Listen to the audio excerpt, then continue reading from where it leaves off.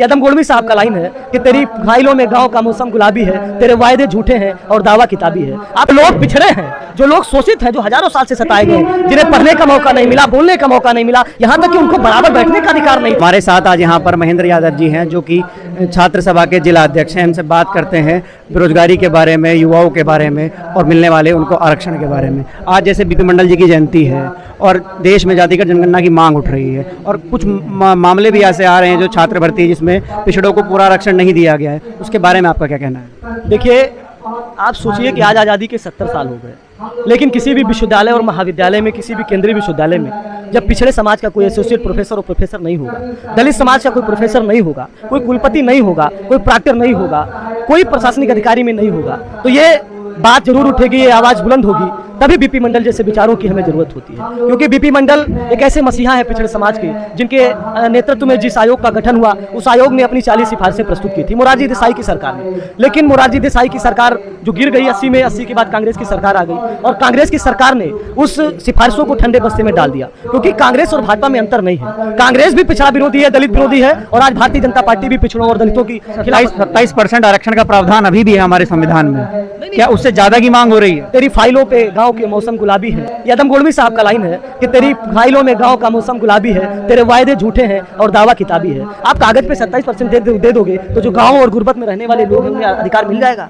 आप कागज पे दे रहे हैं। आपने जो मंडल कमीशन ने 27% के लिए उन्होंने 40 सिफारिशें दी थी, मैं आपको बता दूं, मैं लिख करके भी लाया हूं कि उन्होंने सबसे पहले कहा था कि जो अनुसूचित वर्ग की भांति, क्योंकि अनुसूचित वर्ग की जो जनसंख्या है, बाबा साहब भीमराव अम्बेडकर जब संविधान लिख रहे थे तब उन्होंने ये मजबूत लड़ाई लड़ी कि जब तक अनुसूचित वर्ग को आप 22.5% का आरक्षण नहीं दोगे तब तक हम इस संविधान को लागू नहीं होने देंगे। और उन्होंने लिखा था, उसके बाद वो विरोध कर रहे थे कि अगर अनुसूचित वर्ग को सम नहीं मिलेगा। वो पिछड़े वर्ग की भी बात कर रहे थे, लेकिन पिछड़े वर्ग के तत्कालीन नेताओं को उस समय की सत्ता ने गुमराह किया कि आपकी हम जनगणना कराएंगे, आपकी जाति की जनगणना कराएंगे। आप सोचो कि आजादी के पहले जनगणना हुई थी, आज तक जनगणना भी नहीं हुई। हमें नहीं पता कि पिछड़े समाज के लोग कितने हैं। भाजपा तो ये कह रही है कि विपक्ष जातिगत जनगणना की मांग करके देश में जातिवाद को बढ़ावा देना चाहता है। अरे यार, जब जाति देख करके हमारे यहाँ शादियां होती हैं, आप सोचो कि क्या रावत बिरादरी की बेटी के साथ एक गौतम बिरादरी का बेटा शादी कर लेगा? एक यादव के बेटे के साथ क्या पंडित जी की बेटी शादी कर लेगी? या बाबू साहब अपनी बेटी की शादी कर देंगे? अगर ये जाति देखकर हमारे यहाँ शादी होती है, हम जाति देख करके आसपास बैठते हैं, हम जाति देख करके खाना खाते हैं, एक दलित पासी और चमार के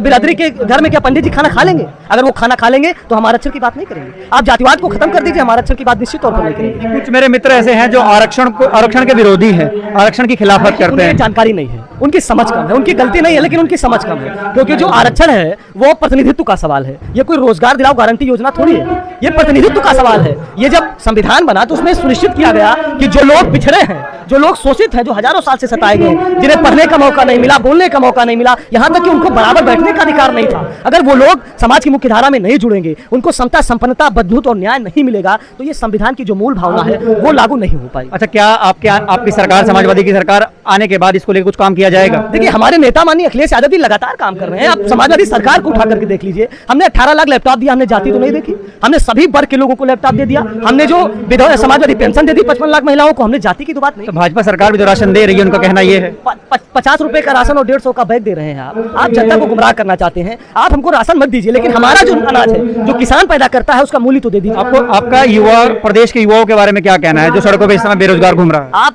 लगातार आपने बात कह दी कि सड़कों पर बेरोजगार घूम रहा है। इस बेरोजगार आबादी से मैं बस सिर्फ एक निवेदन करूंगा कि जो आज आप लाठी खा रहे हो, आप मुकदमे झेल रहे हो, आप जेल की सलाखों के पीछे अपमानित हो रहे हो, आपको इस अपमान से बदला लेना है। और 2022 में आप एक जो जन हितैषी सरकार है समाजवादी पार्टी की, माननीय अखिलेश यादव के नेतृत्व में अगर वो सरकार बन जाएगी तो नौजवानों को रोजगार मिलेगा, उन्हें सम्मान मिलेगा और जो संविधान की मूल भावना है, सबको अधिकार, सबको शिक्षा और सबको समानता और सबको स्वास्थ्य मिलना चाहिए, ये हमारे नेता माननीय अखिलेश यादव जी कर रहे हैं। और उन्होंने भी सदन में बोला है कि हम अगर ये सरकार जाति जनगणना नहीं कराएगी तो हमारी सरकार बनने के बाद हम जाति जनगणना भी कराएंगे। उन्हें हम आबादी के हिसाब से अधिकार देकर के सम्मान देने का काम करेंगे और अपनी यहाँ तक कि सिर्फ और सिर्फ उन्हें नौकरी रोजगार में नहीं, बल्कि हम सरकार में और संगठन में भी प्रतिनिधित्व देंगे। आजकल प्रदेश में शिक्षक भर्ती को लेकर बहुत ज्यादा आवाज उठ रही है। टीईटी, सीटीईटी जो लड़के जो किए घूम रहे हैं वो शिक्षक भर्ती की मांग कर रहे हैं और भाजपा बोल रही है कि अभी पद नहीं है।